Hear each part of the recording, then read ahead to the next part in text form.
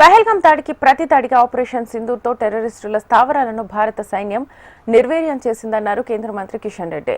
ఈ పోరాటంలో భారత సైనికులకు ఆత్మస్థైర్యాన్ని ఇచ్చేలా అన్ని వర్గాల ప్రజలు దేవుళ్లకు ప్రత్యేక పూజలు నిర్వహించాలని కోరారు.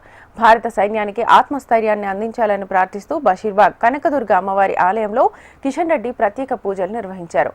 ఇన్నేళ్లుగా పాకిస్తాన్ తనపై దాడులు చేస్తుంటే చూస్తూ కూర్చున్నామని, కానీ ఇప్పుడు దాడికి ప్రతి దాడితో సమాధానం ఇస్తున్నామన్నారు కిషన్ రెడ్డి.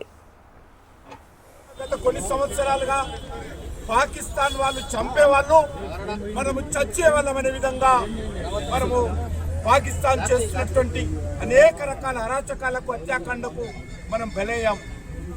కానీ ఈరోజు నరేంద్ర మోడీ గారి నాయకత్వంలో భారత సైన్యము ఏదైతే పహల్గాంలో జరిగినటువంటి సంఘటనకు జవాబుగా మరి ఏ రకంగా 9 ప్రాంతాలలో వెళ్ళి ఉగ్రవాదులకు సంబంధించినటువంటి శిక్షణా కేంద్రాలను, ఉగ్రవాదులకు సంబంధించినటువంటి ఇళ్లను ఏ రకంగా మట్టు పెట్టామో, మరి విరోచితమైనటువంటి మన సైనికులు ధైర్యంతో, సాహసంతో ఏ రకంగా పోరాటం చేస్తున్నారో మనం చూస్తా ఉన్నాం.